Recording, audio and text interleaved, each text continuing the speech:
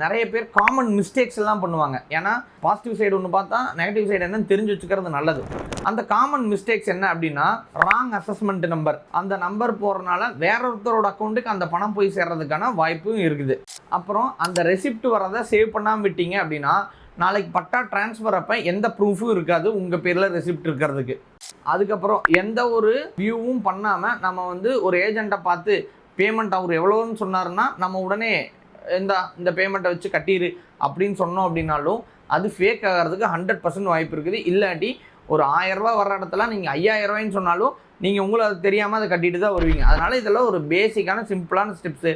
இல்லை நான் ஏஜ்டாக இருக்கிறேன், நான் இது எனக்கு பண்ணி தரணும் அப்படின்னா தாராளமாக ஒரு லீகல் அட்வைசர், அவங்க இது ஒரு 5 நிமிஷத்தில் பண்ணி கொடுத்துருவாங்க. ஜஸ்ட் ஒரு சின்ன சர்வீஸ் சார்ஜ் தான் வாங்குவாங்க. அவங்கள போய் பாருங்கள். ஏன்னா ரொம்பவும் கரெக்டாகவும் அக்யூரஸியும் இருக்கிறது நீங்கள் ஒரு லீகல் அட்வைசர் பார்க்குறது தான். சரி, லீகல் அட்வைசர் பார்த்தா எனக்கான டைம் தருவாங்களா அப்படின்னா, லேண்டை பார்த்து தரதுக்குன்னே இன்றைக்கி நிறைய பேர் லீகல் அட்வைசர்ஸ் இருக்கிறாங்க. அவங்கள நீங்கள் பெட்டராக யூஸ் பண்ணிக்கிட்டீங்க அப்படின்னா ரொம்பவே நல்லாயிருக்கும். இல்லை அதெல்லாம் எனக்கு யாருமே தெரியாதுங்க, லீகல் அட்வைசர் இருந்தால் கனெக்ட் பண்ணுங்கள் அப்படின்னா தாராளமாக எனக்கு கமெண்ட் பண்ணுங்கள். லீகல் அட்வைசர்ஸ் நம்பர் நிறைய பேர் இருக்கிறாங்க. உங்கள் ஏரியா பார்த்து நாங்கள் கனெக்ட் பண்ணுறோம். தாராளமாக அதையும் நீங்கள் யூஸ் பண்ணிக்கலாம்.